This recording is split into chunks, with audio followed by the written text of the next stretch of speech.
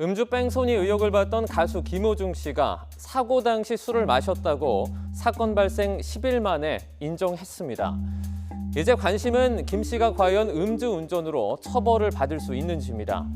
혈중 알코올 농도 측정이 사고 17시간 뒤에야 이루어진 탓에 결정적인 증거는 확보되지 않은 상황.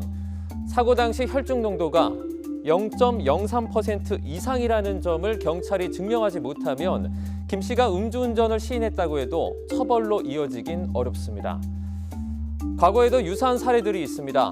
지난 2016년 이창명 씨는 교통사고를 낸 뒤 본인의 승용차를 버리고 현장을 떠났는데요.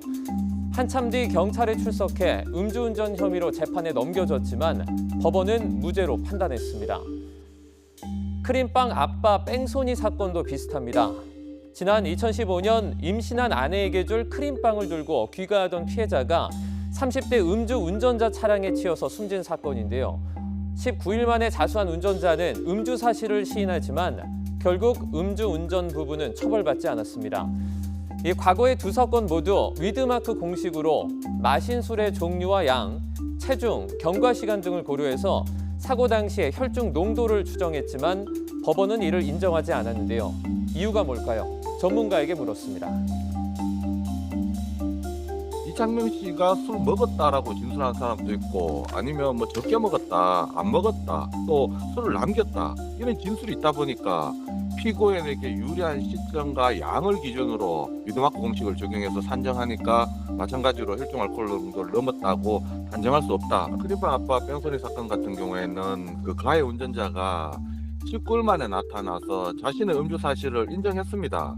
친구 3명과 소주 6병 이상을 마셨다라고 했는데 그러면 언제부터 언제까지 마셨느냐, 그리고 또 친구와 나눠 먹었으면 얼마만큼 술을 언제까지 먹었느냐, 증거 불충분으로 무죄 판결, 대법원까지도 무죄 판결로 나타났습니다.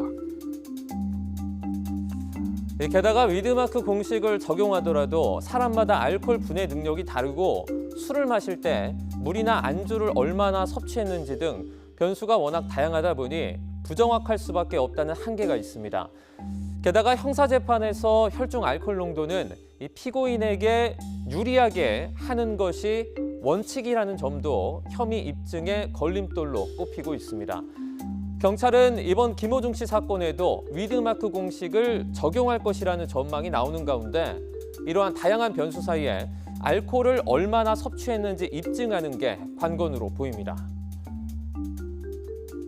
결국 이번 사건에서 혈중 알코올 농도에 따른 수치가 정확히 나타나야 되는데 위드마크 공식을 적용하더라도 그 변수가 피고인에게 유리한 것 이상을 상쇄시킬 정도로 많아야 됩니다. 쉽게 말해서 술 마신 양이 많아야지 이번 사건에서 혈중 알코올 농도가 처벌받는 기준을 충족시킬 것으로 보입니다.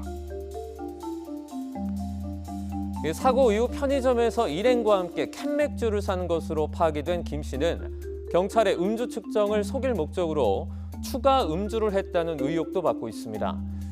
이에 이원석 검찰총장은 사고 후에 추가 음주를 처벌할 수 있는 이른바 김호중법 신설을 법무부에 건의한 상태입니다. 일파만파 커진 김호중 사태, 진실 공방에서 음주운전 처벌 가능으로 무게중심이 옮겨지고 있습니다.